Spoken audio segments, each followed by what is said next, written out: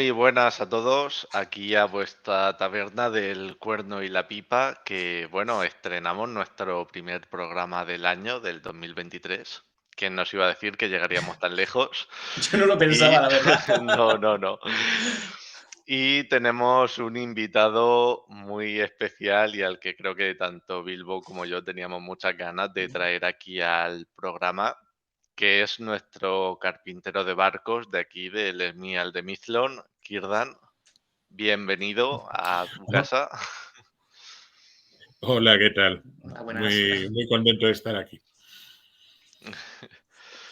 Pues Vosotros sí, sí. diréis. No, y desde luego es un verdadero placer. Pero bueno, a ver, tú eres miembro veteranísimo de la Sociedad Tolkien Española. Cuéntanos un poco cómo comenzó todo esto, cómo conociste tú a Tolkien, cuál fue ese primer encuentro.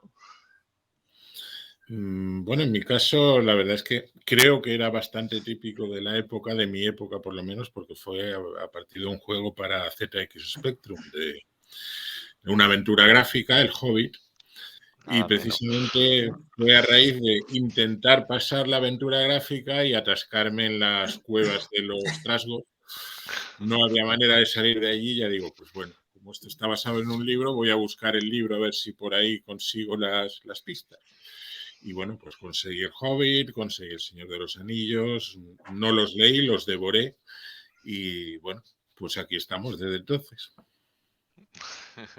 Ostras, pues fíjate, ya ese primer encuentro con una aventura gráfica de un juego. Eso creo que es nuevo en el programa. Sí, Eres el primero. el primero que lo dice. Hombre, yo siempre he sido muy lector de ciencia ficción, menos de fantasía, pero también, pero la verdad es que debo reconocer que no conocía ni a Tolkien ni sus obras, ni prácticamente nada del género, pues hasta que me atasqué para salir de las dichosas cuevas. Mira por dónde, pues vino muy bien el atasco. Pues sí, cuánto bien hacen los videojuegos. ¿Verdad que sí? Y dentro lo que es la ST también, o sea, ¿cómo decidiste meterte dentro? ¿O cómo la conociste? Bueno, esto fue cosa de nuestro querido Gimli, que, que, en fin, publicaba anuncios en los fanzines y todo esto, y hablaba estamos buscando interesados en Tolkien para montar una asociación y tal. Total, que bueno, yo vivía en Benidorm entonces, Elche pues está más o menos asequible de distancia. Total, que escribí una carta, recuerdo que les dije que el propósito era matrimonio y efectivamente pues se acabó el matrimonio. Lo que pasa es que me engañaron vilmente, no eran los cientos que eran, la asociación no estaba montada, pero vamos, ni muchísimo menos. Así que yo me incorporé a la ST en la prehistoria de la ST. De hecho, tengo por aquí pues el proyecto fundacional que mandábamos por ahí, Oh, y los qué reglamentos de bueno. estatuto y toda esa documentación, las cartas que intercambiábamos con gente interesada de toda España, porque esa era otra. No había email, no había más narices que ponerse a escribir, la mayoría a mano, porque tampoco tenía casi nadie ordenador o la máquina de escribir para ponerse con ello. Intercambiar cartas y esperar a que Correos hiciera su trabajo, a que vinieran de vuelta y así pues ir cambiando impresiones. Fue un proceso pues que hoy en día a los más jóvenes les parece alucinante, pero bueno, eran las limitaciones que teníamos, claro. Y mira, pues el parto fue primitivo, pero ahí tenemos Fue el fructífero. bebé ya bastante, ¿verdad? Pues sí, y bueno, y al final nosotros tenemos pues mucho que agradecer a todo ese trabajo que tantos años atrás hicisteis vosotros porque fuisteis poniendo las bases que nos permiten estar hoy aquí a nosotros y a tantos muchos que disfrutamos de la Sociedad Tolkien Española. Bueno, yo creo que agradecidos debemos estar todos, por supuesto, a la idea inicial de Gimli y ese impulso de Gimli, Pero lo que quiero decir es que esto ha sido una manera de encontrarnos personas con gustos afines, con intereses afines, que en otras circunstancias pues probablemente no nos habríamos encontrado nunca. Así que en ese sentido creo que lo que tenemos que agradecer es todos la existencia de esta asociación y que todos sigamos con este impulso inicial. Pues sí. Para mí eso que dices es lo más bonito y cada vez que nos juntamos en el EMIAL y ves gente tan distinta que dices es que en la vida habríamos coincidido y aquí estamos Claro, pasándolo también y es que es muy bonito y hay que vivirlo para no, claro. entenderlo. Y además luego lo ves con años de perspectiva y te das cuenta de las trayectorias vitales tan distintas que hemos tenido muchos y sin embargo, pues mal que bien o con mayor o menor intensidad según el caso, seguimos manteniendo el contacto y desde luego cada vez que tenemos la suerte de reunirnos, pues no nos pasa como cuando nos encontramos con un vecino en el ascensor, ¿no? Tenemos no solo tema de conversación, sino pasión por conversar y por retomar esa conversación que lo mismo la habíamos dejado en una Mérez de hace 4 años. Es algo muy, muy curioso esa manera de crear esta comunidad de intereses, de ideas, que bueno, pues sobrevive a través del tiempo y del espacio. Es muy bonito. Pues sí. Y ahora que hemos sacado a Gimli, que fue el que nos avanzó en la entrevista en su casa el día 28 de diciembre, si no me equivoco, el día de los inocentes, que parecería tan inocentada, que habéis escrito las vacaciones de un hobbit. ¿A quién de los dos se le ocurrió la idea de ese libro? Bueno, esto eran trabajos de investigación que habíamos llevado a cabo, él por un lado, yo por otro, y en fin, supongo que en un trabajo de ese tipo pues siempre ronda la idea de poder convertirlo en un libro, de poder darle más entidad. Ahora bien, fue él quien me dijo, oye, me ha surgido esta posibilidad, me comentan si podríamos hacer un libro sobre los viajes de Tolkien, pues por eso, para dar más volumen a lo que ya teníamos investigado él y yo. Pues sí, era una temática común. La verdad es que habíamos, con intenciones distintas, pero habíamos ido a parar pues a las vacaciones del Hobbit, a las vacaciones de Tolkien. Y en ese sentido nos vino muy bien tener ya la temática del libro, tener ya la investigación hecha y poder seguir adelante. Pero ya digo que bueno, fue él quien me comentó la idea, a mí me pareció estupendo. Era una inquietud que, insisto, tenía desde pues, de 2009 que empecé a investigar este tema concretamente del viaje de Tolkien a Suiza. Y bueno, pues por suerte se ha hecho realidad. Esperemos que no sea la última realidad, claro.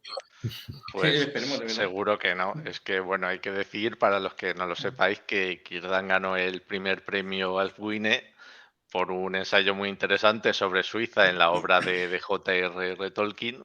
En 2009 efectivamente fue, ¿no? Como has dicho. Y que lo tenéis en la página web de la Sociedad Tolkien Española junto con muchos otros ensayos que no tienen desperdicio. Así que podéis echarle un vistazo. Y entonces eso es un poco las bases de lo que ha acabado ahora en el libro de Las vacaciones de un hobbit, Círdan. Sí, evidentemente ha sido pues el esqueleto fundamental. Por suerte, en estos años pues han aparecido algunos datos nuevos, otros pues han sido consecuencia de la reflexión o de la maduración sobre datos que ya conocíamos.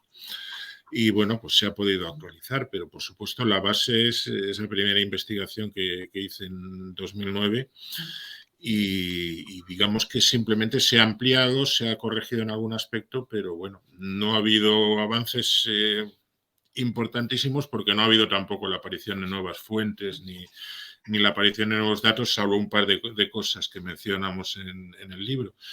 Pero, en fin, la estructura fundamental, la tesis del trayecto que siguieron los viajeros y demás, pues sigue siendo más o menos la misma. ¿Y por qué sobre los viajes de Tolkien? Perdón, ahora te he cortado. Digo, ¿por qué sobre los viajes de Tolkien? No, dilo. O sea, ¿qué queréis reflejar en el libro? Bueno, aquí hay dos cuestiones. Por un lado, lo que me lleva a mí a investigar este viaje concreto, que es simplemente curiosidad. Mi mujer, bueno, Pippin para los amigos de la ST, parte de su familia es suiza, su madre es suiza. Viajamos siempre que podemos, los veranos que podemos a Suiza, nos estamos allí unos días, visitamos la zona montañosa, en fin, es un país que me gusta mucho eh, para visitar en verano, para pasear por las montañas, para disfrutar de aquellos paisajes. Y bueno, pues cuando supe que Tolkien había estado por allí, pues me puse a investigar y me encontré con que no había nada, un par de menciones en las cartas y poquito más. Así que en mi caso lo que fue simplemente la curiosidad, el querer conocer algo más de ese viaje y ver que como no lo había investigado nadie, pues no me quedaba más remedio que hacerlo yo, digamos. Supongo que la parte de Gimli, pues también. En los viajes, desde luego, evidentemente, el hecho de ver que había un viaje a París, por ejemplo, muy curioso, con unos mexicanos, pues eso es una historia curiosísima que siempre te da ganas de conocer. Y bueno, pues él pudo seguir el hilo, pudo encontrarse con esa especie de tragicomedia, porque de verdad ese episodio es brutal, ya lo veréis. Y bueno, pues luego el hilo conductor general de los dos, aparte de esta temática de viajes, también es algo que se comenta en la introducción del libro, y es que estos viajes coincidieron con la etapa formativa de Tolkien, que además fue una etapa muy intensa y muy interesante en la historia de Europa. Coincidió con la Belle Époque, que son una época cuyos valores, cuya estética incluso se aprecian a lo largo de toda la obra de Tolkien, y también, por desgracia, de ese final abrupto que vino con la Primera Guerra Mundial, que también marcó a Tolkien como marcó a toda su generación. Claro. Es decir, es tanto un libro de viajes como entreabrir una ventana a darse cuenta de ese periodo, de esa situación no solo temporal, sino cultural, que influyó tantísimo en la personalidad de Tolkien y que nos ha llegado incluso en muchos aspectos de sus obras. Pues sí, efectivamente, en el ensayo hablabas un poco sobre eso también, como el viaje a Suiza, pues le marcó más de lo que a lo mejor podríamos imaginar. Y a mí me sorprendió también porque es verdad que yo tenía pues esa imagen que se da de Tolkien de señor muy, muy británico, Oxford y ya Sí. está. Sin Muy du- sedentario, sentado en su despacho, paseando por las calles de Oxford y poco más. Hombre, lo comentamos en el libro, al tener ya familia, obligaciones laborales, pues tampoco pudo dedicarse a la aventura, como sin duda le hubiera gustado volver a reemprender más de uno de esos viajes de juventud que se comenta en el libro. Pero lo que sí es cierto es que esos viajes los disfrutó, le marcaron mucho. Y en particular en lo que respecta al viaje de Suiza, pues creo que incluso lo vemos, por ejemplo, no sé si recordáis aquella frase de Bilbo cuando le dice a Gandalf que está deseando ver montañas de verdad Sí, otra vez. Pues es que Tolkien realmente las montañas de verdad que vio eran las de Suiza. En Inglaterra, pues hay lo que hay. claro. Pero bueno, te lo subes en dos zancadas. Montañas de verdad fue las que vio en Suiza. Aventuras montañosas fueron las que vivió en Suiza, con sus desprendimientos, con sus caminos nevados, con sus pasos inaccesibles. Todo eso, pues, está en sus obras y además todo eso le impresionó tanto que no solo lo reflejó en El Hobbit, sino que repitió en El Señor de los Anillos.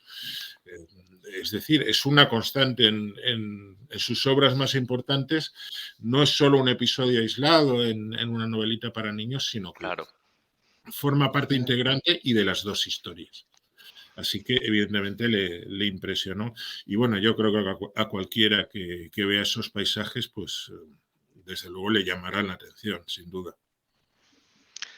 Pues sí, y además a nosotros que nos ibas soltando fotitos en el Hermial de vez en cuando, nos dejabas alucinados porque es que es una maravilla el contemplar eso. y puedes ver cómo realmente, pues sí, es que son inspiradores. Dices, es que es normal que a Tolkien, que estuvo por allí, eso le marcara y le impactara. Y ese Bilbo diciendo, quiero volver a ver eso. Claro, porque además no es lo mismo verlo en foto que estar allí y encontrarte con esos murallones montañosos, con esas moles prácticamente encima de ti. En fin, para un chico de 18 años con una mente pues muy aventurera, con mucho gusto por la ensoñación, pues pasar al pie de la Jungfrau, del Eiger o del Mons debió ser un espectáculo que ya es impresionante para cualquier persona corriente, pero bueno, para él con ese carácter y esas inquietudes que demostraba, pues debió ser especialmente llamativo. Y además, bueno, como ya veríais en las fotos, incluso en el libro no hay una comparación, pero se puede hacer quien quiera, quien se acerque a Suiza a ver esos sitios o quien se ponga a ver fotografías. Realmente la mayoría de los sitios que visitó siguen estando pues, prácticamente tal cual los vio. Con muy poquitos cambios. En fin, hay una carretera nueva para subir al Grimsel, por ejemplo, pero sigue existiendo la vieja y se sigue pudiendo ir andando. El camino entre Lauterbrunnen y Meiringen sigue siendo prácticamente el mismo y además sigue estando lleno de gente paseando porque en muchos tramos está cortado al tráfico. Son zonas que se han mantenido también muy bien en su estado original, en ese estado pues prácticamente salvaje o escasamente poblado que vio Tolkien y que sin duda ayudó a que aquello le entrara por los ojos hasta el alma. Entonces, ¿qué otras cositas podemos encontrar en el libro? O sea, parece que fotografías, historias o Bueno, anécdotas. fotografías no hay muchas, las hay, pero es que hemos buscado fotografías que se ajustaran a la época y tampoco es tan fácil conseguirlo. Ya. A la época y a los lugares concretos. Pero, en fin, hemos conseguido una colección bastante interesante.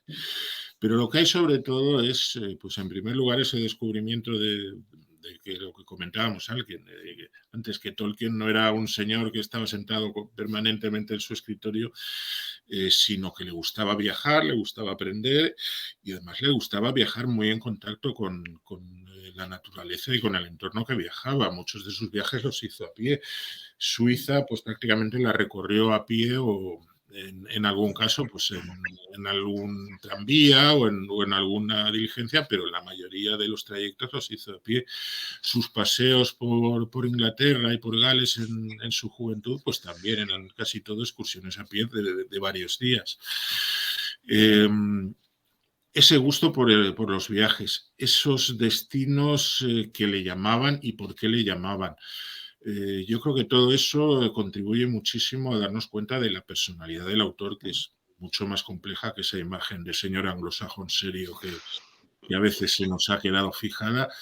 Pues no sé por qué. Yo pienso que en parte es también por culpa de los primeros biógrafos, pero bueno, también por eso, porque las fotos que tenemos de él en la mayoría de los casos, pues Sí, sí, sí. el señor mayor hablando, rodeado de libros.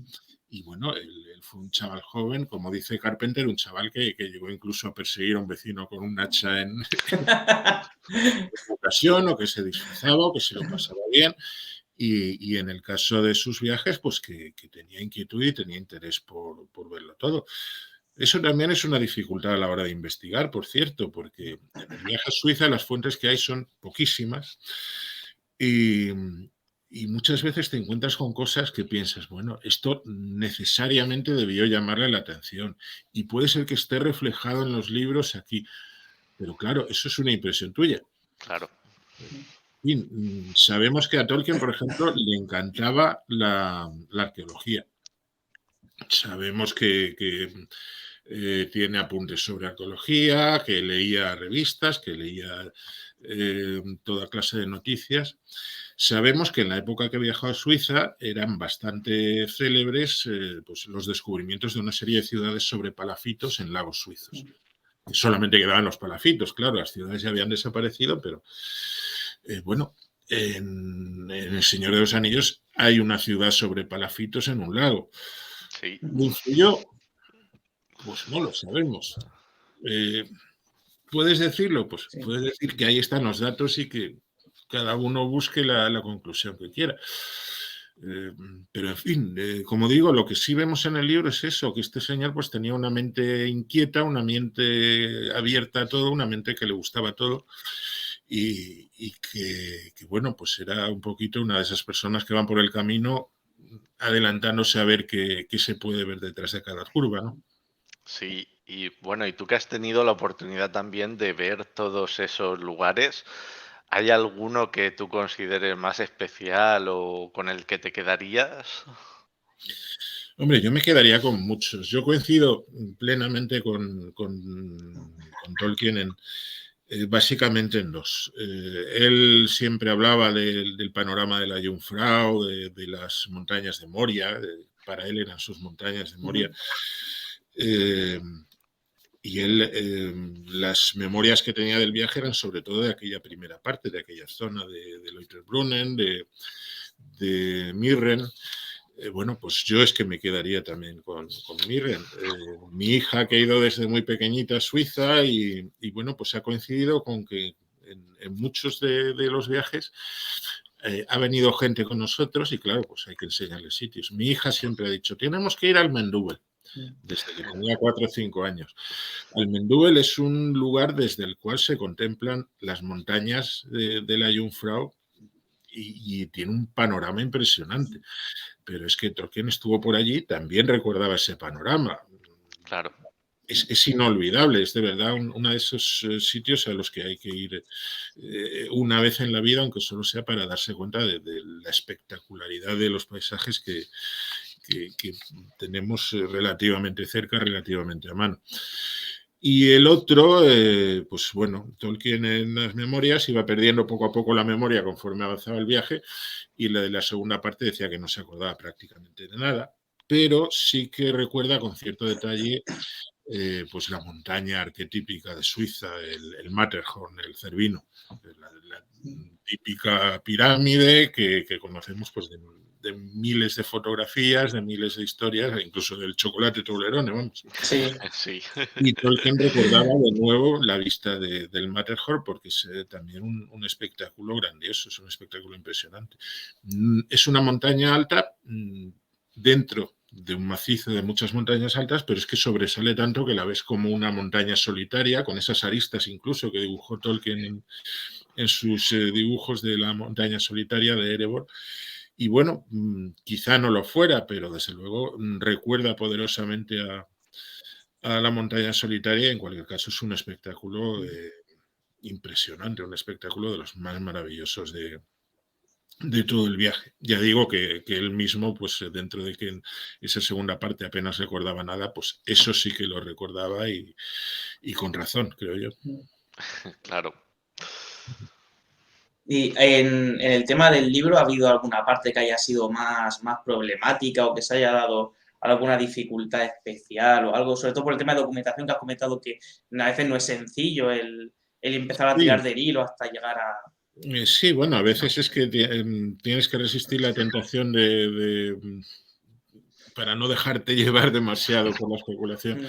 Pero también es verdad que hay un problema muy serio con las fuentes. En el caso del viaje a Suiza, por ejemplo, pues hasta hace unos años lo único que existía eran las menciones que hace Tolkien en 2 cartas. Que además consisten en una primera parte del viaje más o menos detallada y una segunda parte de la que prácticamente no se acordaba de nada. Lo que pasa es que hubo suerte y aparecieron otras memorias de otro de los viajeros. Tolkien iba en un grupo muy grande de gente, un grupo que además iba variando, de vez en cuando se iban algunos y se incorporaban otros. Era muy estrafalario, la verdad, con profesoras, con un pastor anglicano, con niños. El caso es que uno de los niños que iban en el grupo, Colin Brooks Smith, escribió muchos años después unas memorias del viaje. Las escribió a regañadientes. La redacción, y además su nieto me lo comentaba, decía que es que el hombre estaba harto de que los nietos le preguntaran por el viaje y Aquí lo tenéis. ni le gustaban sus obras ni nada, pero estaba hasta las narices de que le preguntaran. Bueno, pues ya está, ya tenemos el otro relato que falta. Pues no tenemos el otro relato que falta, en primer lugar porque Colin, que en aquella época era un chavalín muy pequeño, pues, se acuerda de lo que se acuerda. Pero es que encima escribió dos versiones distintas, dos versiones que no coinciden exactamente. Yo he accedido a las dos, a una indirectamente, a otra más directamente. Sé que una la hizo de memoria y le salió pues como le salió, pero la otra hizo un poquito de trampa porque otra de las viajeras, Dorothy Lecoutier, conservaba el mapa y la guía de viaje. Y entonces con eso pues pudo recomponer el trayecto. Pero bueno, pues aún así sigue habiendo muchos cabos sueltos, no sabemos cuándo terminó el viaje y desde dónde volvieron, no sabemos cómo volvieron. La ida pues es un poquito tortuosa, el viaje que plantea Colin Bruce Smith pues es razonable teniendo en cuenta que tampoco era una gente muy rica, pero hicieron un rodeo tremendo porque los ferrocarriles que pasaban por Francia eran carísimos. Hay zonas pues que están un poquito grises y hay otras que incluso a mí en 2009 me parecían absolutamente increíbles porque el final del viaje consistía en una serie de puertos de montaña que son bastante duros y yo no me imaginaba allí pues a las profesoras con sus sombrillas, con sus bastones, cruzándolos. Pero bueno, ha aparecido el nombre de Tolkien y sus acompañantes en el libro de Huéspedes de una cabaña alpina por allí, así que habrá que dar por buena esa parte del viaje también. Con lo cual, pues lo tenemos más o menos reconstruido, pero con muchos cabos sueltos que por desgracia, pues probablemente se queden sueltos para siempre, claro. En el libro lo podéis ver incluso que hay una parte... insisto mucho en que es especulativa, pero que bueno, cuadra con lo que se hacía habitualmente entonces, que era un viaje redondo, un punto de partida en Interlaken y una vuelta a Interlaken. Era lo más habitual entonces. Me cuadra también con el hecho de que, bueno, si fueron a Suiza en el ferrocarril más barato, pues probablemente intentarían volver también en el más barato. Pero bueno, puede ser, me he quedado un poquito en especulación. Especulación interesante, ya no hago más spoilers porque nos lleva también a un posible elemento que aparece en las obras de Tolkien, pero bueno, especulación al fin y al cabo. Pero bueno, todo eso lo tenéis en las vacaciones de un hobbit, así que si no lo tenéis, pues a comprarlo, ya sabes, Bilbo. De todos modos, yo lo tengo claro. No es solamente el viaje a Suiza, el viaje a Francia es de verdad una historia, pues bueno, de ahí pudo haber sacado un obrón también Tolkien, lo que pasa es que yo creo que se quedó demasiado traumatizado como para sacarlo en sus obras. Y bueno, pues todos esos viajes sueltos, esos viajecitos de vacaciones, todo eso también aparece en el libro y todo eso también es muy interesante para darse cuenta de quién era Tolkien y de cómo se formó su personalidad. Efectivamente, pues sí, nos ayuda a tener más matices y esos otros puntos de vista que fueron conformando lo que fue luego el profesor. Y bueno, ya hablando también un poco más sobre ti, ¿por qué Círdan? ¿Qué te llevó a escoger ese seudónimo? Pues la verdad no sé muy bien. Cuando estábamos empezando con esto de la creación de la STE y hablando de seudónimos y tal, pues yo me encontré con Círdan como una especie de personaje, pues que bueno, que de vez en cuando hace alguna cosita útil, alguna cosita práctica, pero que se queda siempre en un segundo plano. Y me gustó esa actitud.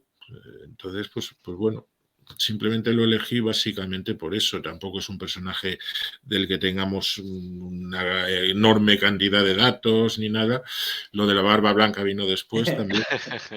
Pero lo que me gustó fue eso, esa actitud de estar ahí si hacía falta y echar una mano, pero vamos, sin asumir ningún protagonismo que tampoco me hacía mucha gracia en aquella época, la verdad.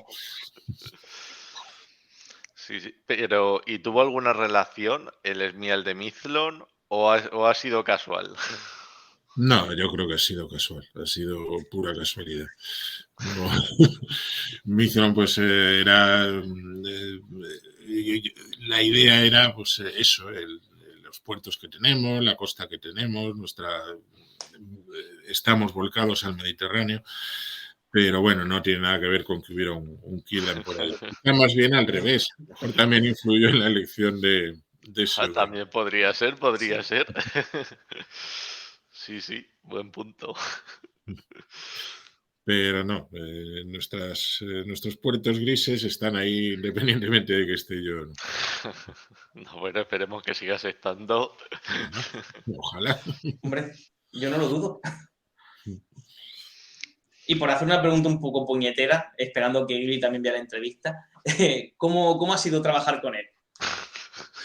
Hombre, en realidad no plantea ningún problema, sencillamente porque en primer lugar nos conocemos desde hace muchos años, nos llevamos bien, no tenemos aquí ningún motivo tampoco por el cual tuviéramos ninguna discrepancia, pero además, bueno, como también eran cuestiones que cada uno había investigado por su lado, pues prácticamente la mayor dificultad era a la hora de unirlo todo, pues procurar unificar en la medida de lo posible estilos y sobre todo repasar una y otra vez a ver las faltas y las erratas que se nos escapaban, que aún así se nos habrá escapado algunas seguro. Pero ya digo, en fin, independientemente de que sea un placer, pues la verdad es que el trabajo no ha supuesto ninguna dificultad porque cada uno hacía prácticamente el suyo.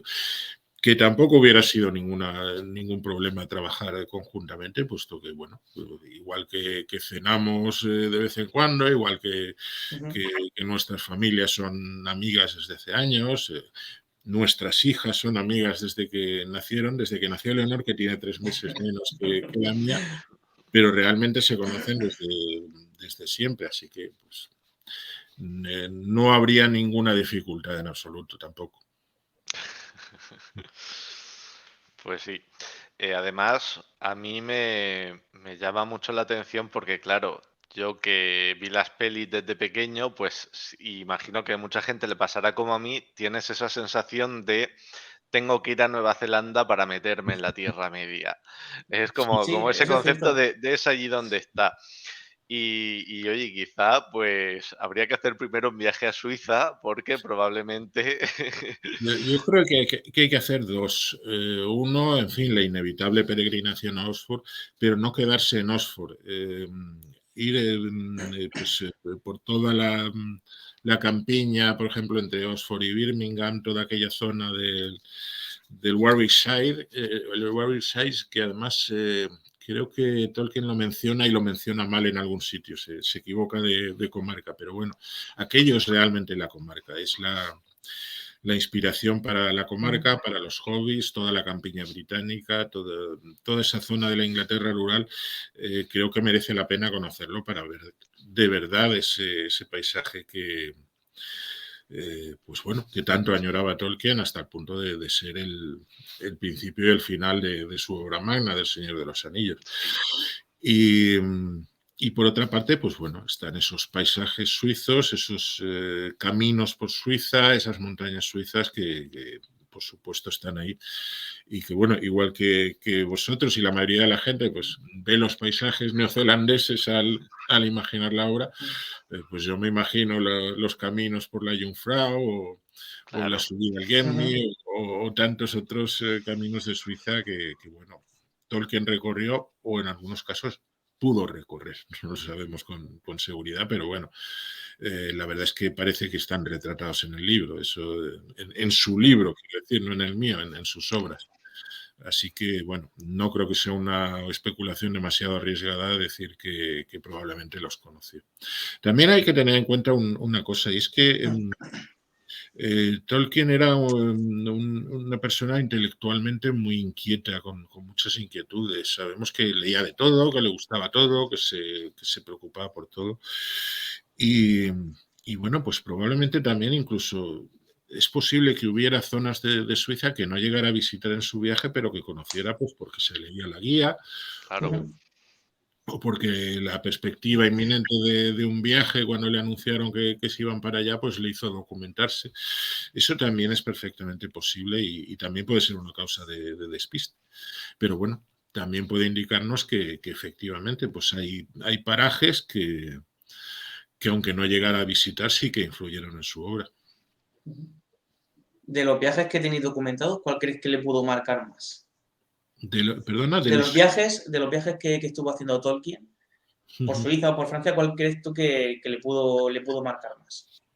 Yo creo que todos, en general todos, que aparezcan en su obra, pues tanto los paseos más que los viajes por Inglaterra, por Gales, todo esto, pues influyó mucho en su obra, en su idea de la comarca, en su desarrollo de lenguajes.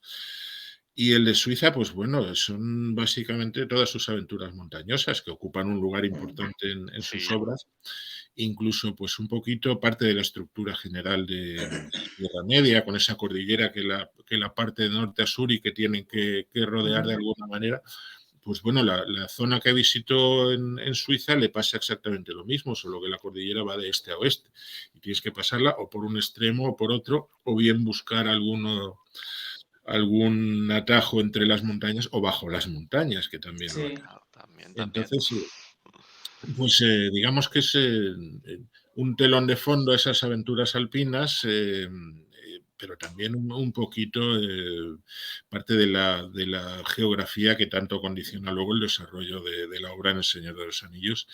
Eso sí que estoy bastante convencido de que proviene de Suiza, porque es que está en la trayectoria que siguieron en su viaje. Y bueno, un poco también al hilo del libro, ¿es esto ya un poco la culminación del trabajo con respecto a Suiza o todavía puedes tirar más o hay algo por donde seguir o te interesa otra cosa? Hombre, a mí sí que me gustaría poder profundizar más. Lo veo difícil, salvo que consigamos pues esa documentación que tenía Dorothy Lecoutier. Ahí tuve muy mala suerte porque, en fin, cuando conseguí contactar con el nieto de Colin Brooks Smith, me dijo, voy a hablar con mi hermana, que la señora Lecoutier tiene tal. Y la señora Lecoutier se había muerto un par de días antes. Ostras. Vaya. Con lo cual, pues no sé dónde estará esa documentación, no sé si existe todavía, me imagino que si existe, pues alguien tendrá más facilidad que yo para conseguirla. Hay otra fuente que yo ya decía, no sé si llegué a mencionarlo en el ensayo del premio Alfred, pero bueno, yo decía que una fuente interesante era poder investigar en los archivos del Club Alpino Suizo o de entidades similares que gestionaban las cabañas y los refugios de montaña de Suiza. Bueno, esos archivos, pues parte están en Gran Bretaña, porque a pesar del nombre de Club Alpino Suizo es una entidad británica, parte están en los propios establecimientos y tal. Es un trabajo que desde aquí pues era bastante difícil de llevar a cabo, pero mira por dónde sí que han aparecido un par de entradas con el nombre de Tolkien. Nada más al principio del viaje la encontró un chico alemán que estaba digitalizando los archivos de un hotel y se encontró allí escrito de puño y letra de Tolkien, pues las iniciales y las direcciones de todos los integrantes Fíjate. del grupo, la fecha. Sí. El hotel sigue existiendo, por cierto, solo se puede llegar andando, está en un paraje pues, impresionante, una especie de Rivendell así retiradito. Y bueno, pues hace poco también, relativamente poco, apareció en los archivos de los clubes de montaña, pues también una entrada en una cabaña del sur, de la cabaña de Berthold, diciendo dónde habían estado, cuándo habían estado, y lo cual, pues, como os decía antes, confirma esta segunda parte del viaje de la que hablaba Colin Brooks Smith, y también tiene otro elemento muy interesante y es que permite acotar las fechas del viaje, la fecha del principio y la fecha del final. Ya las sabíamos más o menos la del principio porque sabemos que el viaje se llevó a cabo tras la compra de una granja en Inglaterra, tras los exámenes de Tolkien y demás. Pero bueno, ahora sí que tenemos las fechas exactas de estancia en estos lugares y podemos deducir fácilmente las otras. Yo creo que lo que puede ocurrir es que bueno, aparezca alguna entrada más en algún libro de viajeros, en algún libro de huéspedes, y que, bueno, quizá de alguna manera se pueda acceder a eso, pero yo reconozco que desde aquí yo lo tengo bastante difícil para profundizar. Quizá me tenga que dedicar a otros campos de investigación, que los hay. Seguro que sí. Y bueno, ¿qué lugar de la Tierra? No, perdón, ¿qué lugar no? Quería preguntarte una cosa. ¿Qué obra de las de Tolkien es tu preferida? Pues no sé, ¿qué te voy a decir? No sé, me gustan todas. Quizá le tengo un cariño especial a Egidio el granjero de Han porque es un poquito como el hijo pródigo, el hijo que no está reconocido en la familia. Pero en fin, me encantan El Hobbit, El Señor de los Anillos fue la que me metió definitivamente en el mundillo de Tolkien, el Silmarillion con esa gran labor que hizo Christopher Tolkien, que tanto lo echamos de menos a pesar de que tanto nos enfadábamos con él en vida. En fin, en general todas esas obras de creación fantástica me parecen pues maravillosas e imprescindibles. No te sabría decir una concreta.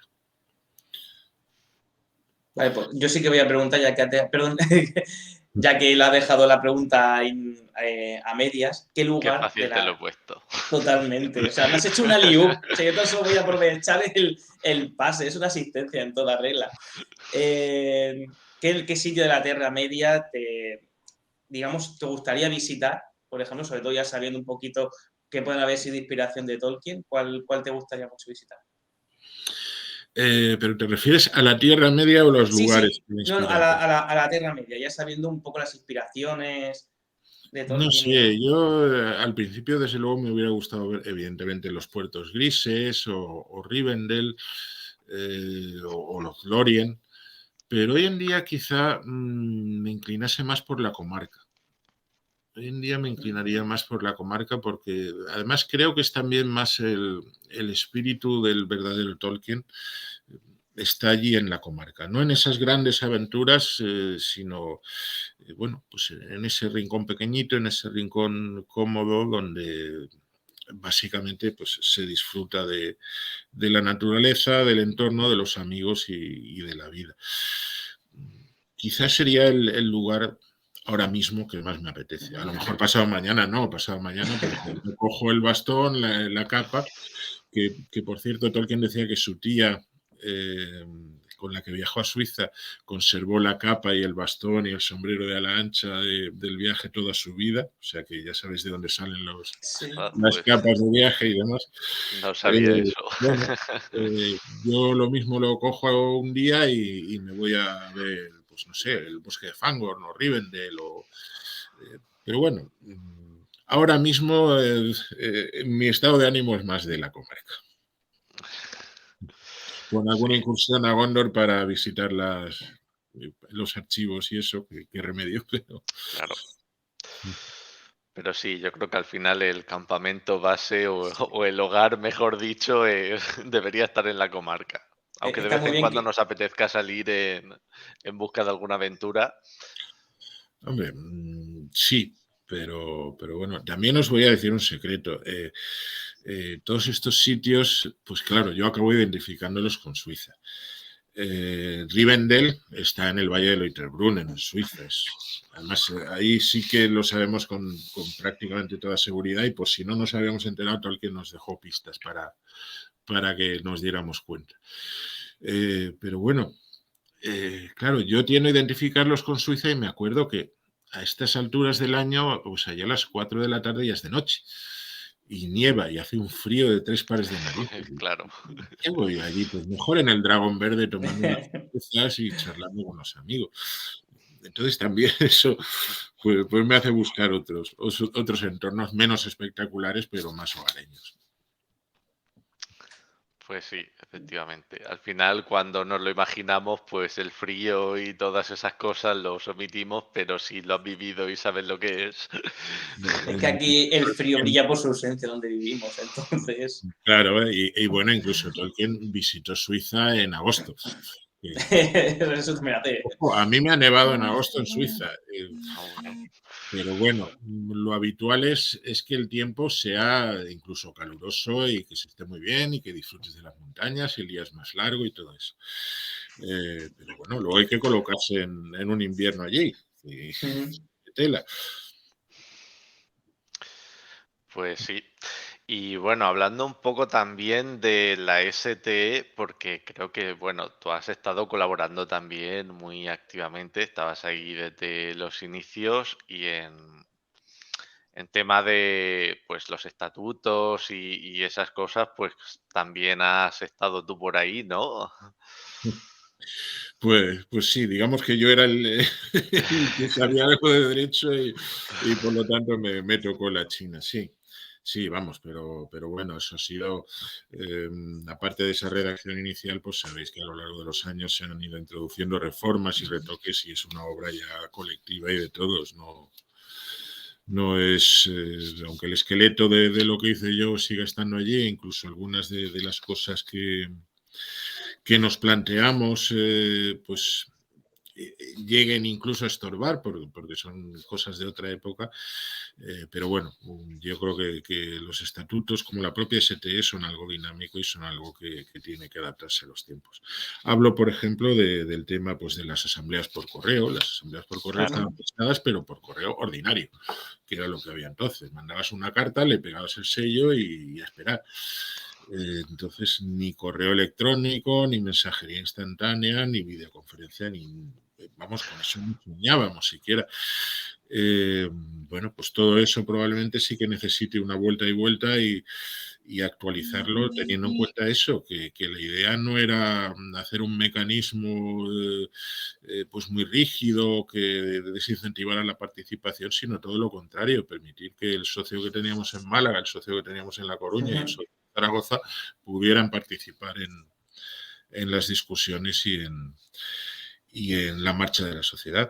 Igual que la división por esmiales. La división por esmiales, la idea era fundamentalmente que una asociación que tenía vocación de ser de funcionar a nivel nacional, pues evidentemente en aquella época, y más teniendo en cuenta el perfil de socios, que la mayoría éramos estudiantes o con nuestros primeros empleos, o digamos que con una economía bastante precaria, pues bueno, no podíamos ni soñar en montar actividades mensuales para venir todos.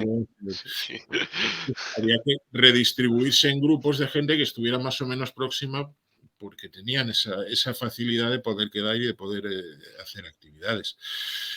Bueno, últimamente ha habido una discusión sobre los esmiales, sobre tal. Yo creo que el modelo sigue siendo válido, pero teniendo en cuenta eso, que la idea no es, pues, como nosotros tenemos la suerte de que sí es así, pero otros parece que lo tienen idealizado, que el SMIAL tiene que ser un grupo de amigos. Pues no. Nosotros la verdad es que tenemos un SMIAL fantástico en el que todos Sí, nos llevamos muy bien, pero hay otros que no será así, pero es que la idea del SMIAL no es una tertulia de amiguetes, la idea del SMIAL es un elemento que pueda funcionar y que pueda realizar actividades en el marco de la STE. Bueno, pues ahí está esa discusión abierta que hubo hace poco, que por cierto se saldó sin tanta laraca como sí, al final. tremebundas. Eh, en fin, yo creo que, como digo, básicamente lo que hay que tener en cuenta es eso, que somos una asociación dinámica, somos una asociación que ha crecido enormemente, que disfruta de una salud envidiable, que tiene a su disposición unos medios que cuando la fundamos ni siquiera soñábamos con eso. Y bueno, pues vamos a aprovechar todo eso y vamos a sacarle partido como ya se está haciendo, como estamos haciendo aquí mismo, sin ir más Sí. lejos. Claro, efectivamente. Y yo tengo una curiosidad, que has comentado también que los viajes de Tolkien coincidieron con la Belle Époque. ¿En qué crees que se reflejaría? ¿En toda su obra, en El Señor de los Anillos solamente? ¿O en El Hobbit? ¿En qué lo verías tú reflejado? Hombre, yo creo que se refleja en toda su obra y más que nada pues en la relación de muchos de sus personajes o de la cultura de los personajes con la naturaleza, con ese gusto por, bueno, al final se nos ha metido un poco la estética pues de los elfos o de esas construcciones orgánicas o tal, pero es que eso era también, formaba parte de la Belle Époque, ese Art Nouveau y ese Art... esas manifestaciones artísticas, vamos, que tan típicas de la época, que bueno, los ilustradores pues han sido muy listos y se han dado cuenta de esas inspiraciones que también están en los dibujos de Tolkien, en sus monogramas, en toda esa ornamentación. Y se han dado cuenta de que, bueno, es una manera de dotar de personalidad o de reflejar una personalidad que seguramente Tolkien pues ya tenía esbozada para cada uno de esos pueblos, para cada una de esas razas, correspondiéndose con alguno de esos movimientos y con alguna de esas tendencias que cobraron vigor en la Belle Époque. En cualquier caso, yo creo que ahí lo más interesante es profundizar pues, en algún artículo. Por ejemplo, Gimli, creo recordar que tiene un artículo muy bueno en una Estel de no hace mucho, acerca de precisamente las relaciones de Tolkien con la Belle Époque, que son muy importantes porque realmente es su periodo formativo, no solo el suyo, además es que es una corriente cultural que dejó una huella muy profunda en toda Europa y en todo el mundo. Y bueno, pues Tolkien en cierto modo pues nos ha extendido esa huella hasta nosotros. Quizá muchas cosas no las reconozcamos, pero desde luego los elementos clásicos de la Belle Époque, de su estética, también de una cierta forma de ver el mundo, de ver la sociedad, todo eso pues en algunos casos son muy evidentes y en otros al menos se pueden adivinar. Pues sí, y además, bueno, nosotros en el SMIAL y bueno, hay gente de la ST también, gracias a Pipin y a ti hemos podido ver unos cortometrajes y unos vídeos que sois unos verdaderos artistas. Ay, ese era cuando teníamos tiempo, pero reconozco que todavía nos reímos cuando lo recordamos. Sí, la verdad es que tuvimos una época muy divertida. A ver si conseguimos tiempo para retomar esas grabaciones, que además ya sabéis que tenemos algún proyecto medio pensado. Sí, sí.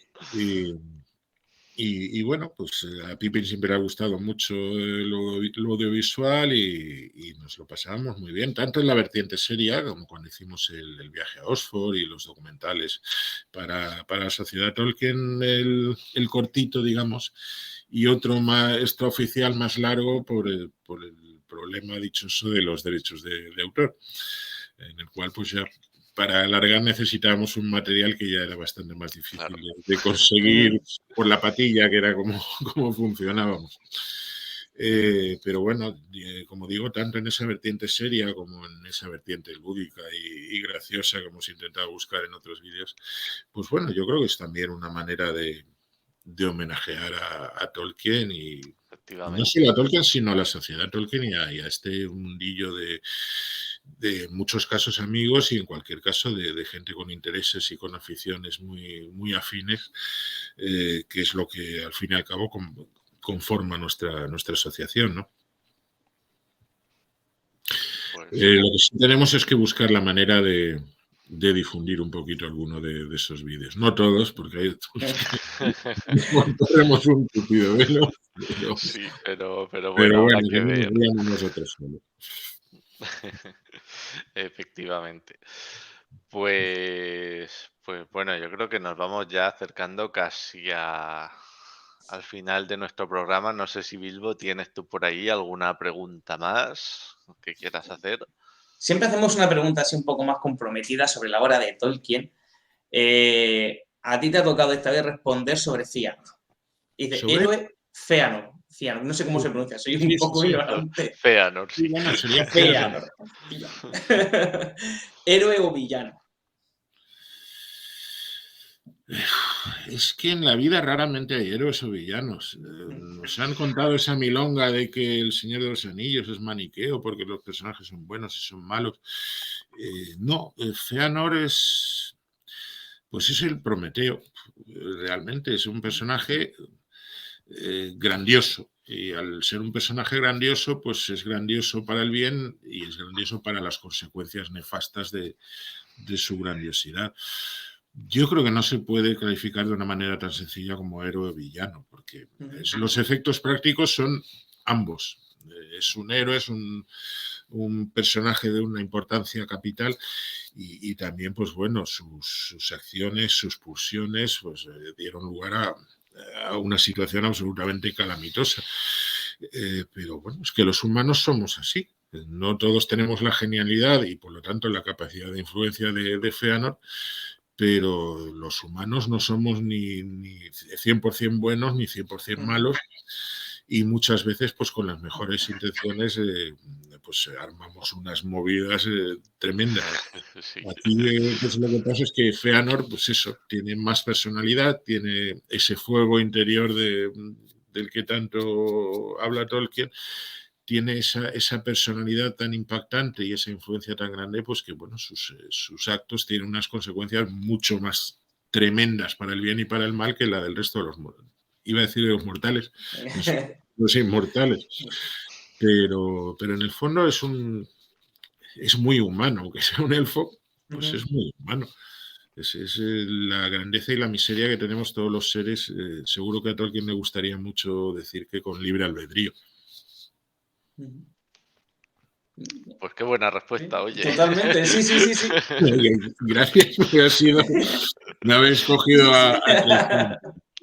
Pero vamos, es que pienso yo que si lo piensas fríamente es así. En fin, hay personajes muy buenos en la obra de Tolkien, hay personajes muy malvados en la obra de Tolkien, pero Feanor precisamente lo que es simplemente pues grandioso. Y al ser grandioso, pues es como, imagínate, no sé, que el coloso de Rodas cobrase vida. Pues sería impresionante verlo, pero cualquier paso que diera se cargaba una vaca o un paisano. Sí. Y pasaba lo mismo, pues Feanor es un personaje enorme y las consecuencias de sus actos son enormes, sean buenas o sean malas, sean intencionadas o no. Pues sí. Pues nada, muchas gracias por acompañarnos aquí hoy. De nuevo, recomiendo a todo el mundo que se lea el Alfwine y cualquiera de los otros que tenemos puesto, porque la verdad es que todos los premios que hay ahí no tienen desperdicio y puedes ver muchas facetas sobre Tolkien y su obra que no te plantearías de ninguna otra forma hasta que ves a alguien escribiendo sobre ellos y dices, pues anda, pues mira. Pero es que incluso, perdona que te corte, es que incluso es un motivo para estar orgullosos, darnos cuenta del nivel que tiene la investigación sobre Tolkien en España. Es que aunque no nos interese realmente si este señor pues iba a la lavandería de la esquina o no, pero bueno, es para darnos cuenta de la cantidad de personas con interés, con pasión y con capacidad de investigación y que ha podido encontrar datos que en muchos casos pues ya quisieran los anglosajones que parece que lo tenían anteriormente en exclusivo, ¿no? Creo que eso es algo muy notable y como tú dices se ve muy bien en los Alfwine, pero también se ve en el libro, que además tiene datos más interesantes y tiene otros viajes que lo que sí querría decir es una cosa, tanto Gimli seguro como yo pues estamos disponibles para cualquiera que tenga dudas, cualquiera que quiera tirarnos unos tomates virtuales si hace falta, lo que sea, pero bueno, que aquí estamos, que no somos un señor que escribe desde la costa oeste de Estados Unidos, sino que somos socios de la ST como cualquier otro y estamos tan a disposición de todo el mundo como cualquier otro. Pues ya sabéis, a Tolkien ya no podemos escribirle cartas, pero a Gimli y a Círdan sí, así que aprovechémoslo. Incluso por correo ordinario. Incluso por... Y recomendamos nuevamente el libro Las vacaciones de un hobbit, por nuestros queridos miembros del Emial de Mizlón, Círdan y Gimli, que nuestra lectura de 2023, Bilbo. Sí, yo lo tengo claro. Lectura recomendada por el cuerno y la pipa. Podemos hacer como Oprah, luego hablar sobre los libros, ¿sabes? No, ya me falta el vaso y decir, yo vengo aquí a hablar de mi libro. Sí, tipo Francisco Umbral. Pero no, independientemente de que sea mío o no sea mío, o de Gimli, pues evidentemente si lo hemos escrito es porque nos parece un tema muy interesante y un tema que merece la pena dar a conocer. En fin, la parte que me toca, por supuesto, me gusta mucho, pero yo creo que los viajes todos, pues esas historias son muy enriquecedoras, muy reveladoras y en algunos casos muy sorprendentes. Pues sí, y para muchos de nosotros habrían pasado completamente desconocidas de no ser así. Así que pues muy bien, muchas gracias por todo nuevamente y nos despedimos aquí, si os parece. Gracias a Sí, sí. vosotros. Muy bien, pues nada, nos vemos en la Hasta Vale, próxima. pronto. hasta Adiós. luego, adiós.